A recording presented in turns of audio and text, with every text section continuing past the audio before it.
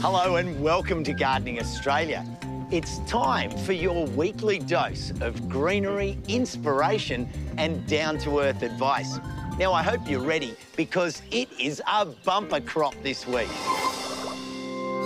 I'm meeting someone who has transformed this old, disused rail tunnel on their property into the perfect space to grow mushrooms in Tasmania's cool climate. Josh finds out about a serious new pest. Polyphagus shothole borer is a beetle native to Southeast Asia that attacks a range of plants by tunnelling into the trunk and branches. I'm visiting a project on the edge of the Hume Freeway about 2 hours north of Melbourne. It is an absolute testament to the power of plants and people. And if you love a before and after story, then join me at my place as I celebrate 20 years of growing from this to this.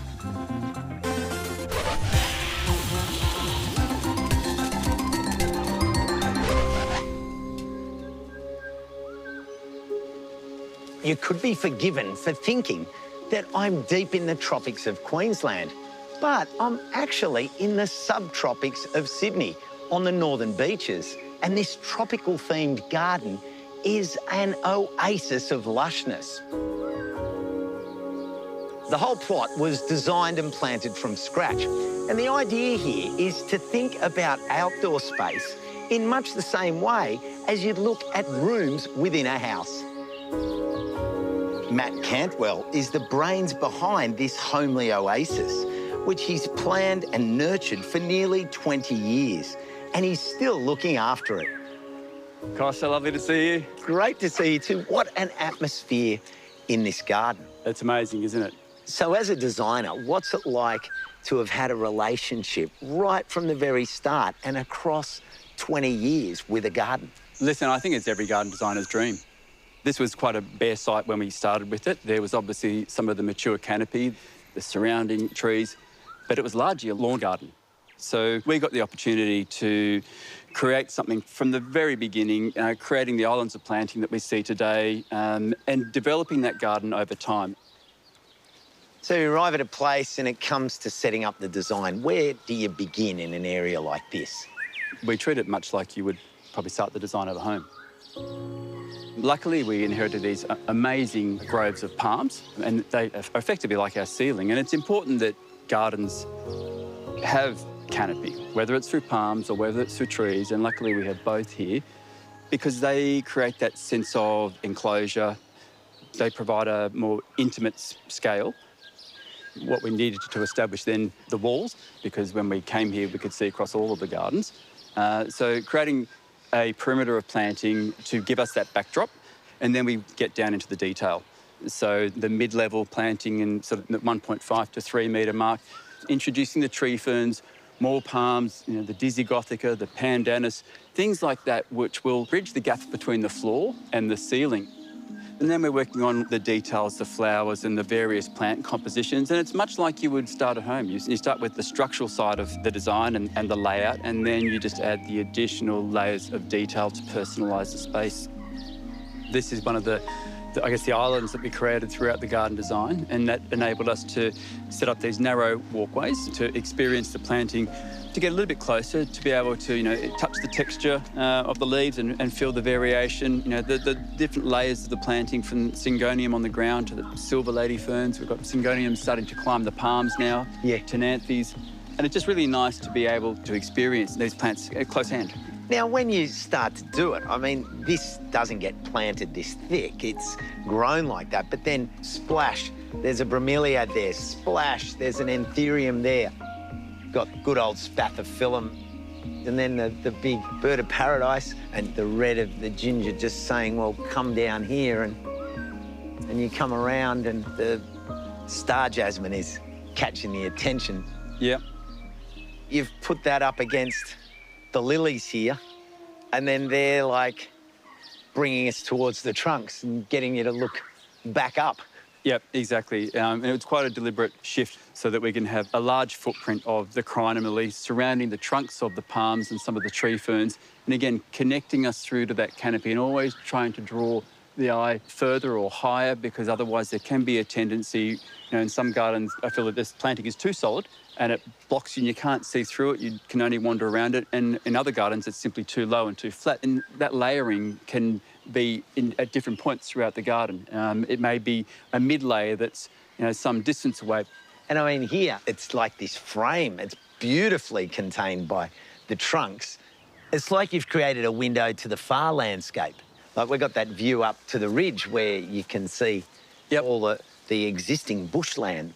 But that funnel of light through there really just entices you a little bit further and draws you on and makes you want to wander through and see more of the garden. Whether you are designing a composition of pots on a balcony or a courtyard environment or an average sized block, these same design principles you can apply everywhere. Even a very narrow garden in an inner city courtyard, those layers that you create a feeling of depth, and then you're able to connect with vegetation in the distance. And that could be across the road in a park, but you simply connect with that and pull that into the space that you're working with.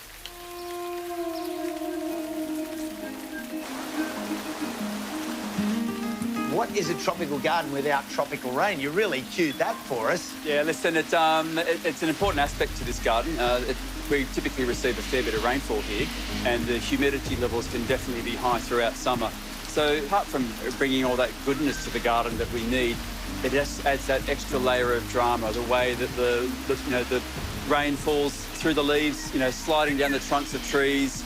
It's, don't go inside and hide from the rain. This is just another moment to come out and see it in a whole new light.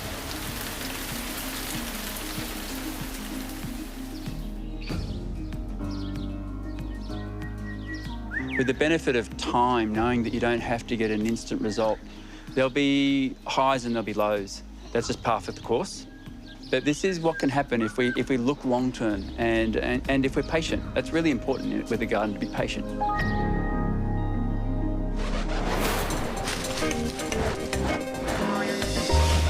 What native plant can I grow instead of bamboo? Well, strangely enough, we have plenty of native species of bamboo. But if you are looking for something to form a screen or something to give a little bit of height, then Elaeocarpus humundii is one for you. This is a beautiful tree. If you're in a warm, beautiful climate, this will grow in a rainforest type setting, has a beautiful cream-coloured flower, spring to summer, nice column shape, 6 to 7 metres tall, around 2 metres wide, these beautiful bronze-coloured new growth. It is an absolutely stunning tree. If you've got a row of them, you can hedge them or you can just let them do their thing. They are a stunning addition to any garden. How can I control cabbage white butterflies without using chemicals? They're one of the most widely distributed butterflies in Australia, but they're actually an introduced species. They can do a lot of damage to brassicas, which are one of their favourite plants to lay their eggs on.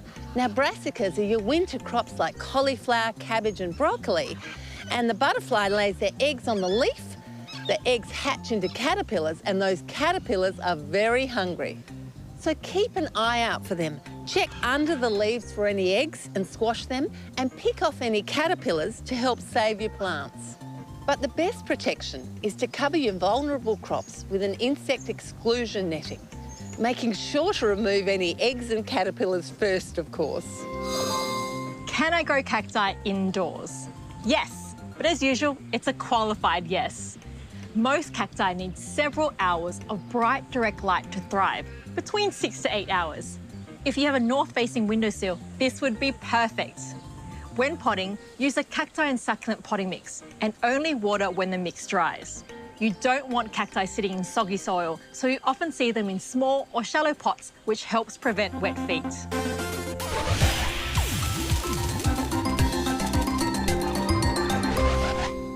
When it comes to growing your own food, a lot of it's about understanding your local climate so you can make the most of it. But what if it's dark, damp, and deep underground?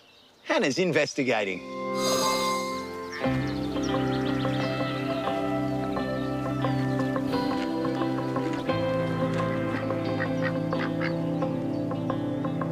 I've come to Mount Rumney, east of Hobart, to meet someone who found their way into the wonderful world of mushroom growing by complete chance. G'day, Dean. Hey, Hannah. So nice to be in this magical part of the world. Thanks for coming. Yeah, and this sign, tunnel, gives a bit of a clue as to what's happening on your property. It does. So we're growing mushrooms in the old railway tunnel. Incredible. And how did this all come to be? By accident. We just happened to buy the house and the tunnel was part of the title. Just a knock on the door out of the blue from a person in the mushroom industry. Wanted to look at the tunnel and here we are. Yeah, let's go have a look, Have a look, yeah.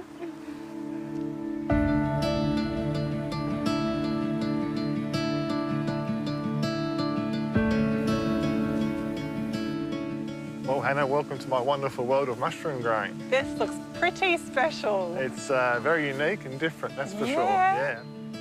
The tunnel was built in 1891 as part of the Bellerive to Sorell railway line, but the train stopped running in 1926. It's got so much history in here. It does, yes. Far out. It's a bit different in here. It is. Welcome to my tunnel of love, Hannah, my mushroom love, that is. Wow. Yeah. What are some of the main varieties that we're looking at here? Mainly you've got oyster mushrooms growing here and a few shiitakes as well. And they're all cold-loving mushrooms, so that's what makes the tunnel such a great place to grow, because these guys will be quite happily growing in lower temperatures. Yeah. What kind of temperature is it in the tunnel at the moment? It's a bit chilly. It's about 11 degrees currently, but in summer it's about 14 or 15, which is sort of optimal for these guys to grow in. We're looking pretty happy. Yeah.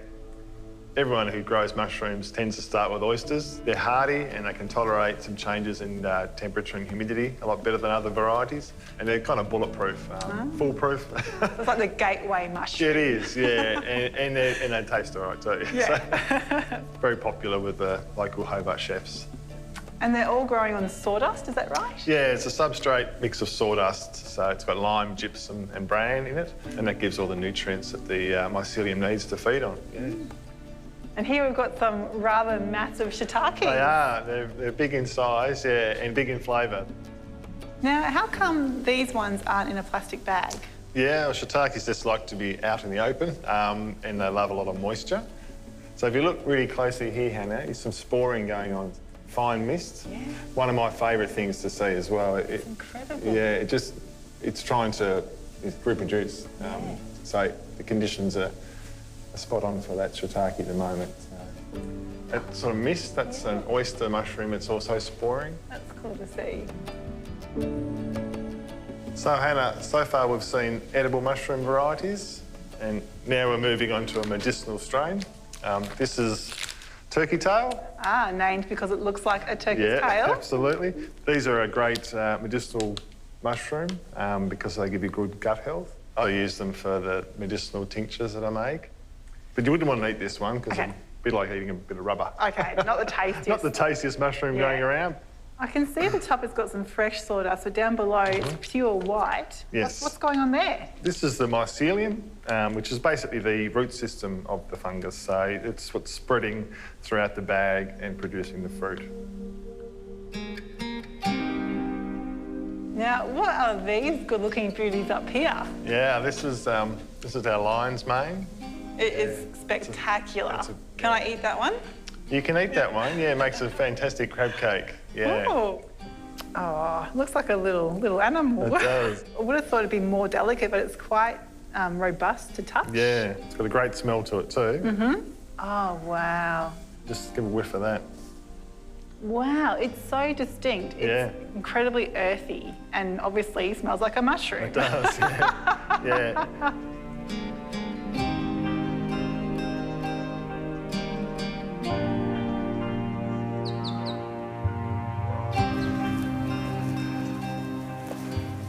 Hannah, this is where mushroom farming starts for me. It starts in a test tube. This is a mother culture, so I purchased these from a lab in Belgium. And this is the purest form of mycelium I can get. So from this, I can produce unlimited amount of mushrooms. So I basically grow these cultures onto agar plates, and that's what we use to inoculate grain spawn, which is in this bag. So that's just a oat and millet mix that's been sterilised and inoculated. And then when it comes to the final substrate mix that we inoculate, you can see the grain pieces in here. It's starting to take off. So is this pretty scientific, or is it something that the home gardener can do? I'm certainly no mycologist. I'm just a guy with a tunnel. But there is an element of science to it, and I love that element. But once you get the techniques right, yeah, anyone can really grow mushrooms.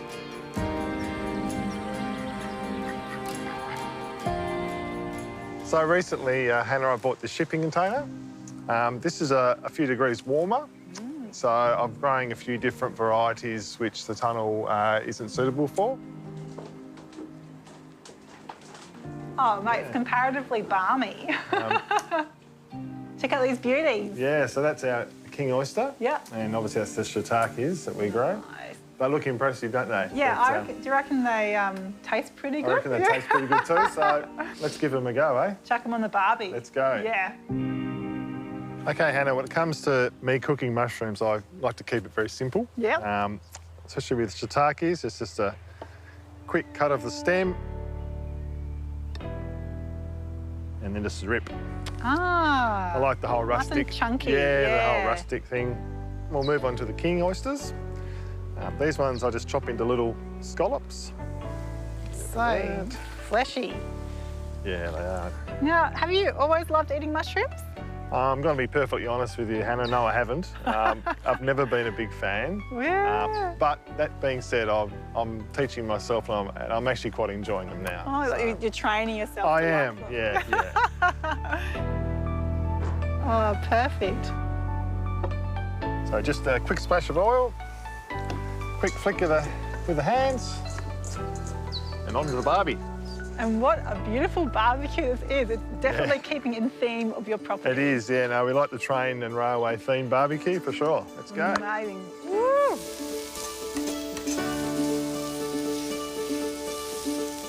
So nice and hot. Nice and hot, yeah. You can hear, like, the sizzle is real.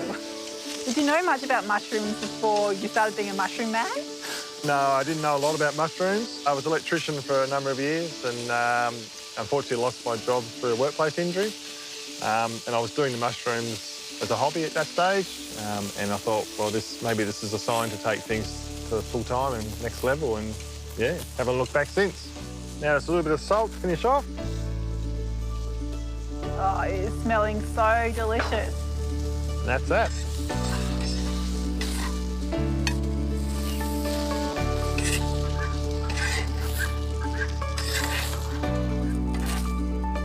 All right, it's tasting time. Let's do it.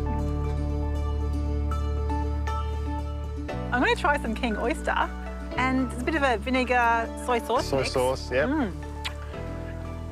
Wow, so good. Yeah, no. It's definitely, you know, there's a nice sweet mushroom taste is what's coming through to me. And they have a real sort of abalone texture as well. I've got the shiitake here. Yep.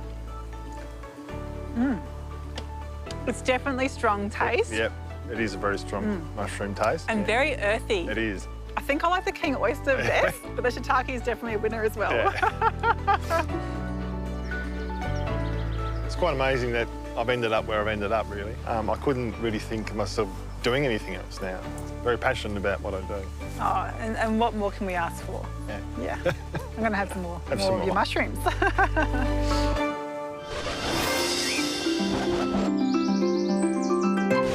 Polyphagus shothole borer is a beetle native to Southeast Asia that attacks a range of plants by tunnelling into the trunk and branches, and it represents a major biosecurity threat. The beetle is only 2 millimetres long. An infestation will result in thousands of tiny holes the size of the tip of a ballpoint pen. It has a symbiotic relationship with a fusarium fungus. Farming it inside the tree is a food source for the beetle and its larvae. In susceptible trees, the fungus kills vascular tissue, causing dieback and tree death. The pest has a known host range of more than 400 plants, with top hosts including maples, oaks, plane trees, avocado, ficus, poplars, and coral trees. Polyphagus shothole borer is currently only in Perth in Australia, and there are quarantine conditions on the movement of wood and plants across the state and interstate. If you live in Perth, as the weather warms up and your trees come out of dormancy, Keep an eye out for any signs of infestation, including on any fallen branches. If you do notice something suspect, report it via the My Pest Guide Reporter app or contact the WA Department of Primary Industries and Regional Development's Pest and Disease Information Service. And you'll find these details on the Gardening Australia website.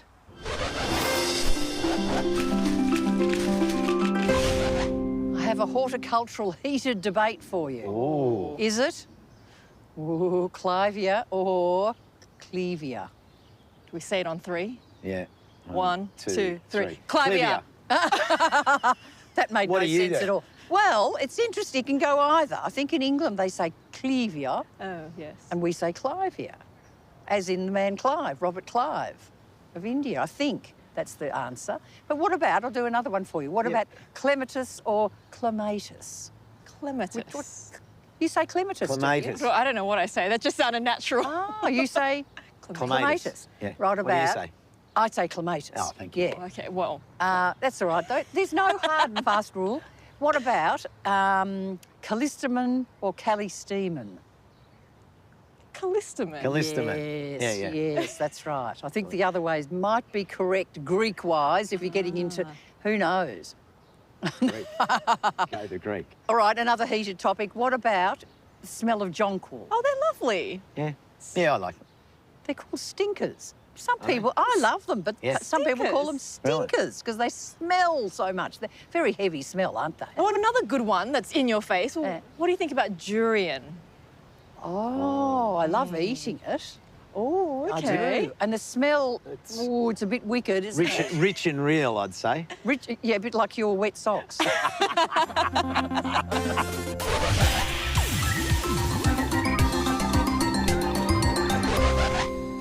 There's so much great horticulture going on in this country, and our regional areas are full of treasures waiting to be explored. Millie's out on the road again, visiting a project in Victoria that's doing some important work.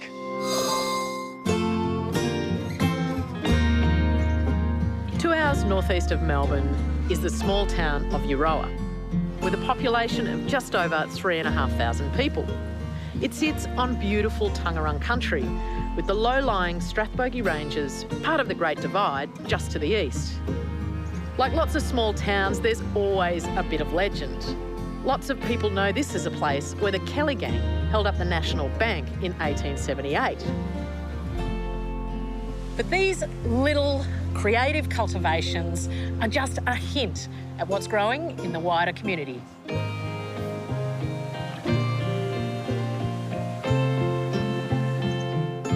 Just down the road, on the edge of a busy freeway, a dedicated group of local plant lovers are growing something very special. The Euroa Arboretum is a 27-hectare public parkland, headed up by Executive Officer Kathy Olive. It's a little microcosm of restoration for grasslands and wetlands. We have a picnic shelter, we have a big dam that you can come fishing in, we've got a nursery, we run a seed bank, we have a bush crew. But it's this little pocket of restoration, really, that we've managed to achieve in this one little corner of Euroa. Like so many parts of the country, the landscape here has changed deeply over the last century. Literally, it was a sheep paddock with a handful of trees, and then with the Vic Roads history, they'd laid down in quite a big area black plastic and then road base. So in various locations, if we're planting anything, we have to get through the road base with the crowbar to get to the black plastic, to dig a hole through the black plastic, to then be able to put our plant in the ground. Restoring such a degraded landscape was no mean feat. Well, my biggest challenge was the grassland. When I started in 2010, the trees were here, the shrubs were here, all of that planting had been done. How do I actually re-establish a grassland that should have somewhere between 60 and 120 species? Like, that's what it should have in a natural setting. That was the goal that I thought, righto, that's my target. Let's change the ground cover. To increase the species diversity at ground level, the first step was to tackle the weeds. After conventional methods failed, a more drastic method was implemented.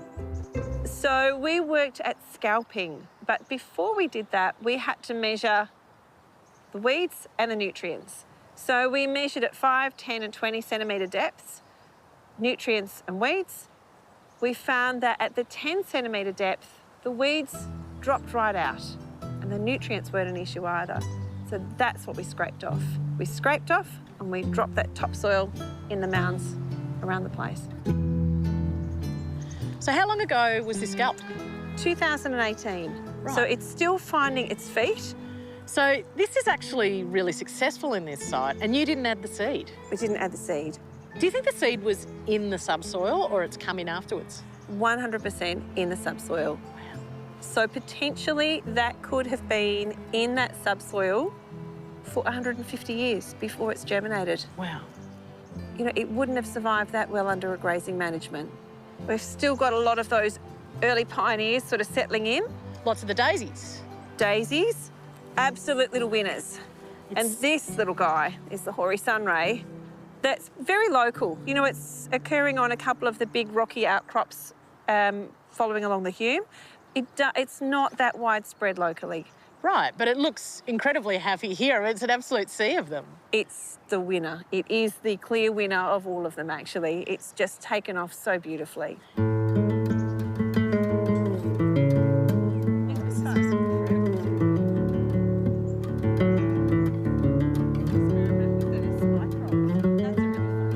So, Millie, this is really what we're aiming for. I'm wrapped with this little patch. There's so much action here, so many species. But it's also about structure. You know, we haven't just got low, we've got medium-sized shrubs, we've got bigger trees behind us. There's so much diversity, so we've got so much habitat for so many species in this little patch. You can see there's areas where the daisy's still open ground there dominating, but then all of these amazing peas and other shrubs taking up some space. Yeah, so these are two of them that are very much specialists for this local area. This one's Pultonea laxiflora, Pultonea humilis, very much specialists of this little zone. And they're also adding that nitrogen back into the soil. So as a legume, that's really important that we're building the soil again. This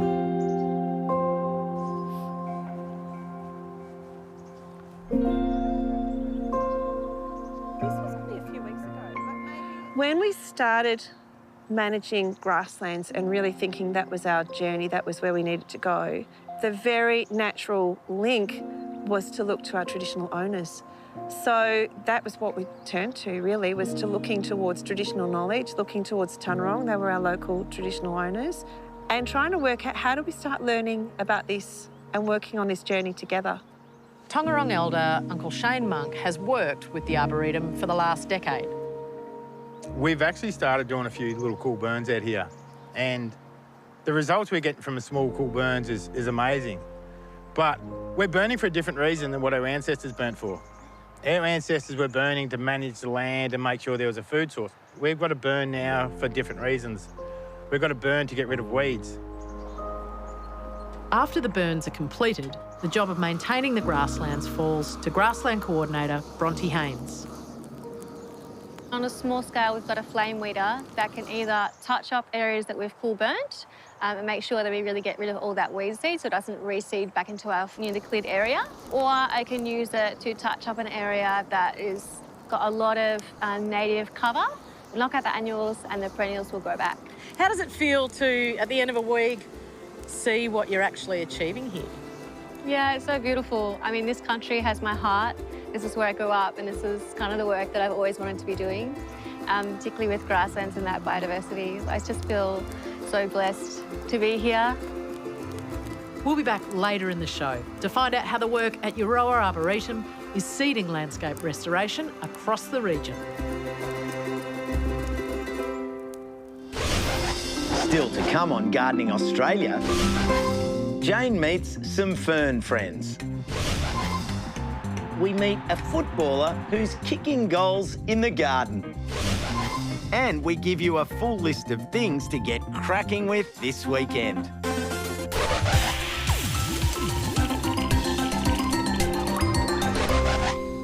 Jerry has been gardening in Brisbane for a long time. He's brought us all on his subtropical gardening journey. sharing advice and plenty of laughs along the way. Now he's looking back over the decades, reflecting on some of the hits and misses. This year marks exactly 20 years since I first moved to my house in Wynnum. And to be honest, I'm feeling a little sentimental. If this garden was my child, they would have gone through a complete life of school, have their own driving licence, and probably have moved out of home too. And as my garden has matured, it's gone through some equally large milestones. And over the years, well, I've changed a lot too. It takes just one tiny seed from this strangler fig to spell doom to this forest tree. Simply place these divisions on some moist potting mix. But one thing that has been a constant has been my attention to the soil. While it has been a love affair, it had a very rough start. I've never seen a soil like it in my life. The only worst here are the ones that are in the pot plants or somewhere else. There we go. Bit of a challenge.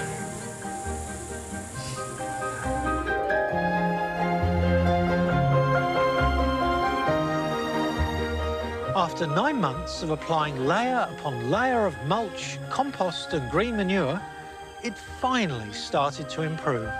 We have life. After 20 years of treating my entire garden like one giant worm farm, my soil has gone from the stuff of nightmares into a dreamlike state. When I first began, my intention was clear. I want a house that generates its own power, saves water, treats its own sewage, and of course has an organic garden where I can grow some food. And if it's successful, it will be Brisbane's first sustainable house and garden. The house has enough solar panels to more than supply the household's needs. And as for food production, well, I'll get to that in a minute. But the mention of water self-sufficiency brings up one of my biggest regrets. I should have put in a bigger rainwater tank. Back when I first put in my 21,000 litre rainwater tank, I chose the second biggest tank. Whereas in hindsight, I absolutely should have got the largest available. I still have water sufficiency with a combination of the tank plus a sewerage recycling system under the house. But I think it's safe to say that when it comes to water storage in a drying climate, more is more. But I've learned to use my water judiciously. You see, I water my fruit trees and vegetables quite well, but on alternate days. And while they may wilt on the off day, the deep watering draws down the roots and it helps to produce plants which are a little bit more resilient. I did always intend to grow some food, and I now have over 250 different food plants in my collection. And one that I've recently become quite dependent on is this jackfruit. It's 9 years old and produces over 150 fruits each year. And considering they weigh 8 to 10 kilos each, that's a lot of food. Jackfruit is a staple food in India and Southeast Asia, and it's become a mainstay in my kitchen. The fruit are refreshing and sweet when ripe, but the green fruit can also be used in savoury dishes. And then there's the seed, really protein-rich and equally versatile in the kitchen. One of the plants I was most excited to put in the ground 20 years ago was this Pouteria australis, or rainforest plum. While it's grown to be a large, beautiful shade tree, it's never produced fruit in the numbers I was expecting. And I've had 20 years to think about why. I have lots of deep soil here, but Wynnum is a relatively dry and windy spot. And this land was originally dry, open eucalypt forest. It's a hard fit for a rainforest tree that likes moisture and shelter. And in dry weather, there's no way I can give this tree the water it deserves. But that realisation set me on a path to plant trees that can handle warm, dry, windy weather. During my time here, the gardeners cope with floods, droughts, heat waves, dust storms, and even frosts. Climate change means we can expect extreme weather more often, and, for the most part, I've planted accordingly. This spindle palm is beautifully adapted to long, hot, dry periods interspersed by periods of heavy inundation. I planted this with a very specific reason in mind. Like many gardeners, we plan and plant for the future, especially in the case of trees. As we're learning more about the progress of climate change, we're realising that there are some new critical factors we have to consider when we plan gardens for the future. That was 20 years ago, and in that time, global average temperatures have risen, this spindle palm has put on more than 2 metres of growth, and the need to plant for climate change is even more urgent. In that story, I reported on how climate modelling can help us predict what our climate zones will transition to. Modelling suggests that by 2050, it will be as though Brisbane's gardens have gradually relocated to Townsville. So, when I first planted my garden all those years ago, I chose 165 climate change-ready plants by looking north to see what already thrives in those conditions. Everything here in this front garden is completely unirrigated, and my Pandanus cookii, which hails from north of Mackay, has never been happier. I owe a large part of my garden's success to planning and planting for climate change 20 years ago. By facing the reality of climate change, everyone has the opportunity to plan and plant now for a successful garden 20 years in the future. I only intended to stay in this property for 5 years. It was a project that I wanted to move through, prove it was possible, and then move on. Frankly, I never thought I'd like it this much. I've never been happier. And after 2 decades of labour, I find that my roots have found their way quite deep into this dry soil, and I think I'm tolerating it quite well.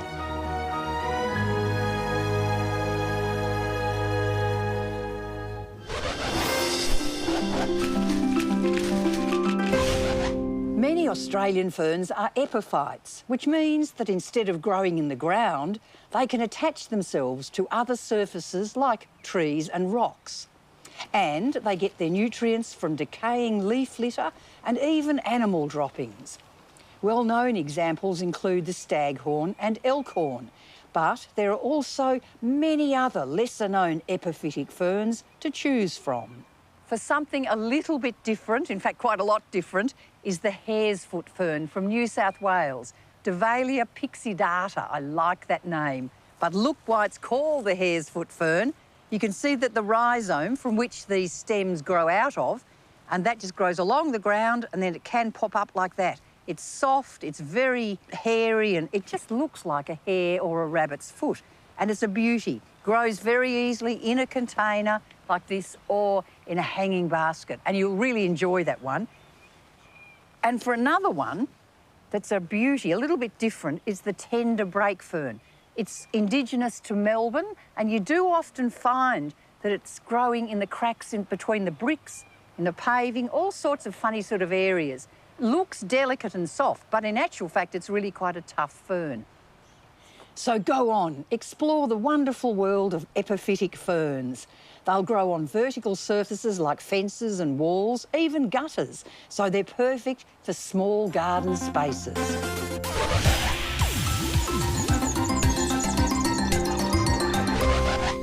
It's now back to Millie, who's learning about a new technique that's helping overcome the problems faced by revegetation projects.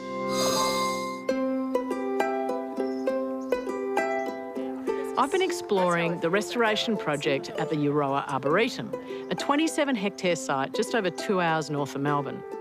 And key to any landscape restoration is access to seed, which is becoming an increasing challenge. The Arboretum have focused their efforts on the issue, now producing seed for their own grassland and the wider region. Kim Wilson is the seed specialist in charge. When we're collecting from wild populations, we're doing it under permit conditions. So we are only collecting up to 10% of the seed that's produced from that one wild population. So it's not as efficient as it could be compared to collecting off a revegetation site or a seed production area. The Arboretum has 3 intensive seed production areas, known as orchards, on site. This species here is Acacia Millie. It looks quite lush here, plenty of pods, but in the wild, it's usually half the size and it's sprawling in amongst grasses and it's really tricky to collect from. Right, it's a sparse little thing. I guess you don't get this quality of seed either when you're not cultivating like this. No. So the luxury of these intensive seed production areas is these pods will pop and the seed just rolls down into the valleys, which we can then vacuum up or sweep up. In the wild, the seed, if we don't get it the day before it pops, we've missed that opportunity. Right.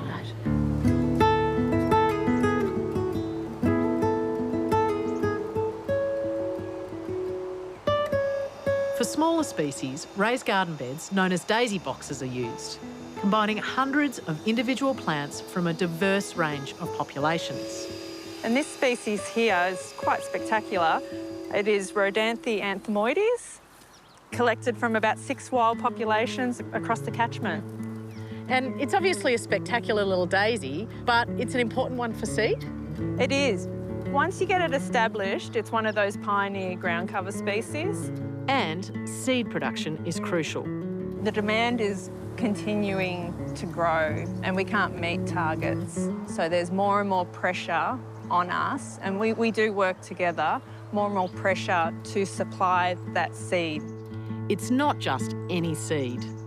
The aim is those plants grow, they cross-pollinate, and then we're going in and harvesting that seed. And that seed to us is gold. It's genetically diverse, robust, climate-adapted seed that we're then distributing back into the landscape.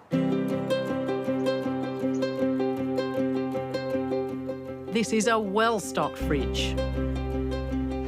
Oh, amazing. So in here we currently have about 500 kilograms of seed, and it represents about 183 species. And this is an example of 32 grams that was collected off that seed production area. So to collect that in the wild would take, a good half a day, if not longer. This was collected by just cutting and hanging. This was collected within an hour. What do you feel like when you see this room? Look, that's a big bag of seed. How does it feel? Yeah, it feels nice. I think we have a really good collection of staff and volunteers and contractors who come back year after year after year. It is a feel-good feeling. It's hard. Most of our seed pops on 40-degree days between Christmas and New Year's, but it is a feel-good job. This place is such an inspiration. It is truly demonstrating what happens when you embrace both the natural and cultural worlds. And what a hub for this community, horticultural skills and knowledge growing, but also those connections with the landscapes around them, with those precious species that they're trying to protect, and of course, with each other.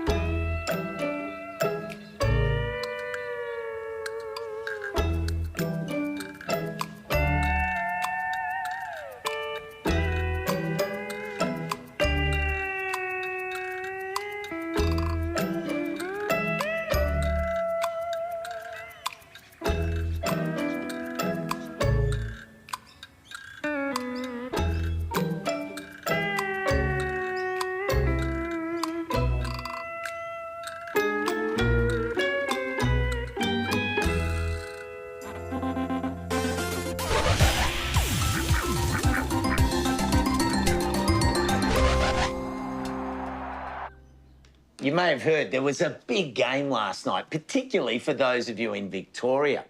Millions of you tuned in to see two teams take the field and give it their best shot. But have you ever wondered what AFL players do when they're not chasing the leather in front of fanatical fans? Our next story is with one who's found balance off the field in the garden.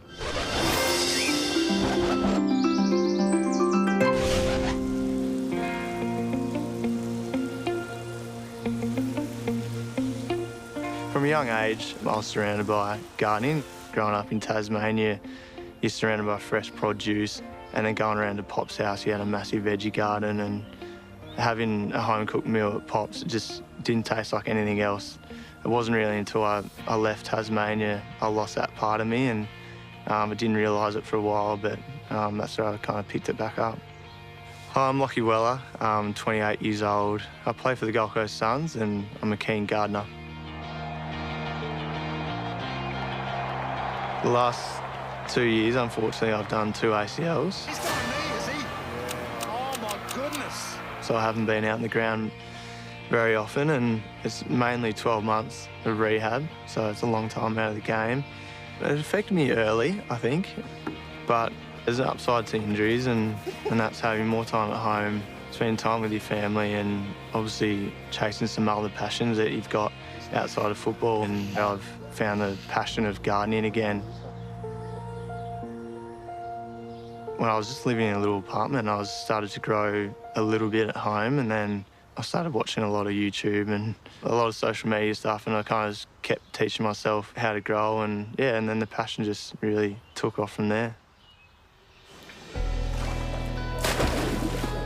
The thing I love about Gold Coast is the contrast of landscapes. We're close to the beach, close to the hinterland. I really looked for that nice balance of being a professional sportsman and trying to be a dad and a relaxed dad at home. Nicola and I met at school. We met when we were 15, so just over 12 years we've been together. Marlo's 2 now, and we've just recently had Rudy, who's a few months old, so boy and a girl, which is nice, and very grateful for a nice, healthy family, and yeah, we're loving it. Ready? I start my day mainly, well, it's about 5:30, and I come out and water the garden straight away with Marlo. She's always outside with me, and she copies me with everything that I do. You want to pick some veggies? We grow a lot of lettuces, and we got zucchinis, and we got some red onion in there, chilies.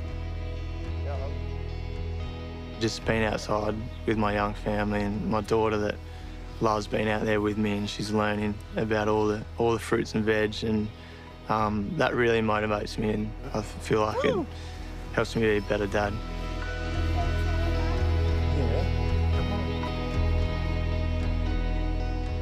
Every meal, I think, there'll be a little touch of our own garden in there. Look what we picked. So neat. I'm getting better at planting, so we have produce all year round and all the time, but majority of the time we are eating out of our own garden, which is pretty exciting. It's only just been recently that I've taken over a little plot of land, and I'm really starting to put to test what I've been learning about the last few years. Yeah, so here we got guava, which in Fiji they use a leaf a lot for like anti-inflammatories and things like that. So that's been good for my rehab. Then this is like a lily pilly, which will support our fruit trees. This is a papaya, and just your citrus, got lemon.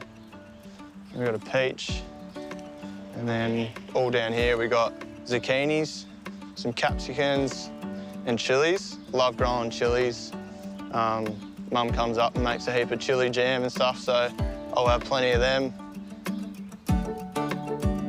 I've been really looking at permaculture and food forest. It's been really exciting. It's only new, but yeah, just working with nature and being a part of it. Well, I reckon you plant this to a deep plant. Yeah. Steve that runs Raba, he started community gardens out at Mudgeeraba, and I went to a couple of volunteer days and he's kindly enough to offer up a little plot, so he's been helping me out a lot. How deep are we looking? Better? Yeah, up to there. Yeah, looks pretty good. Raba Urban Farm is a place that I've thought about for many years. I wanted to create a place to get people back into nature, learning about growing, learning about sharing.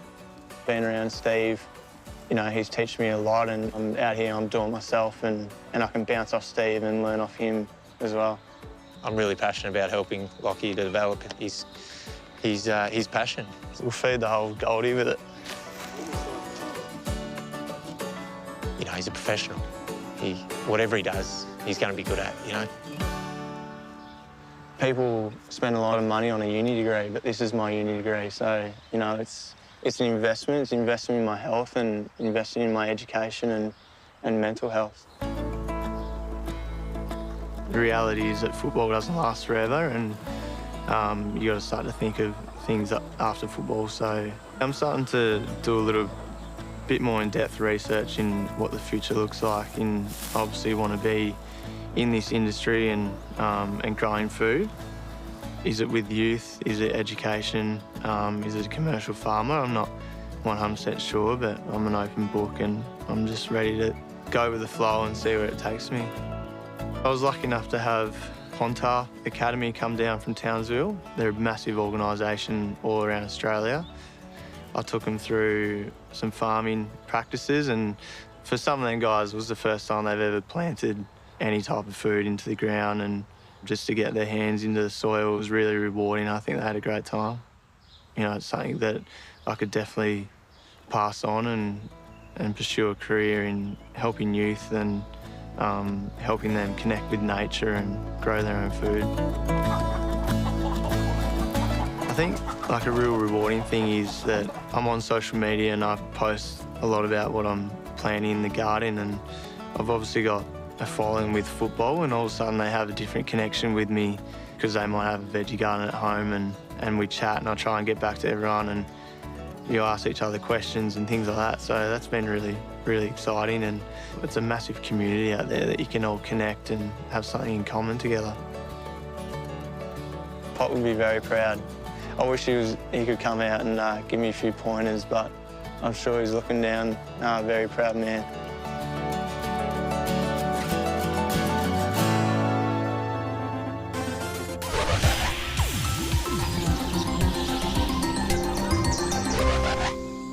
It's time to get off the bench, leave it all on the field and go for glory.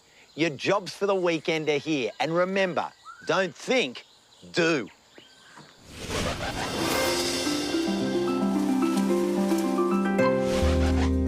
Cool Temperate gardeners, join in the buzz and learn all about bees by heading to a local beekeeping event or joining in an online web webinar. Flowering now are correas, hardy, adaptable and gorgeous. Find a spot for one or two where you can enjoy the white, red, pink or green bell-shaped blooms of this natty native. Keep your berry patch uncluttered and productive. Cut autumn fruiting raspberries to the ground and selectively prune summer fruiting varieties to retain last season's canes, which will bear next season's fruit. In warm temperate gardens, it's time to grab the tulip bulbs out of the fridge and whack them into the ground. Plant them 15 centimetres deep, pointy side up, and feed with blood and bone. Add cool season colour to the garden with Epacris impressa, common heath. Bearing masses of flowers from autumn to spring, these native shrubs are perfect for pots in a sunny spot.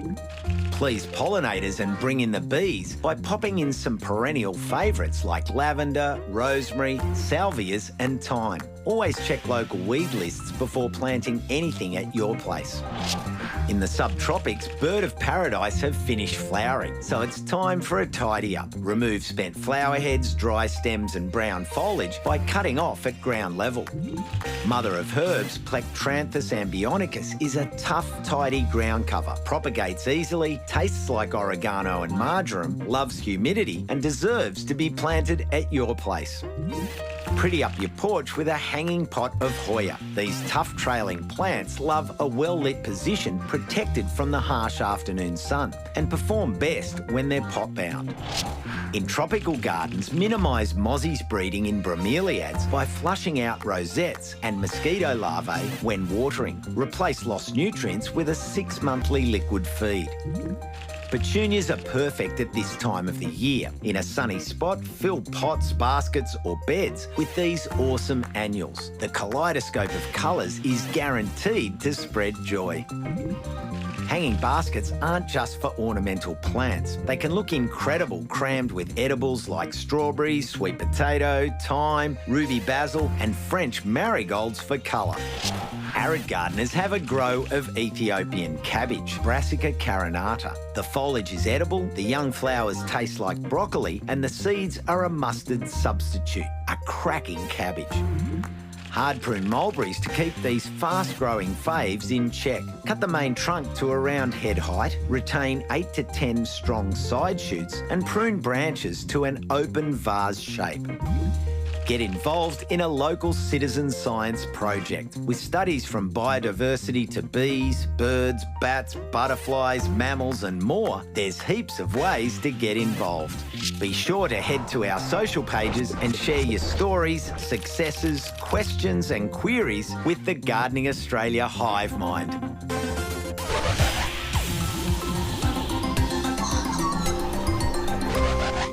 We're calling time on another week. But we've got so much more to share with you. Here's what's on the cards for next time.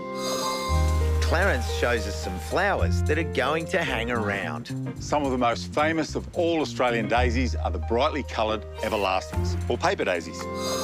No gardener has enough space, particularly when it comes to growing food.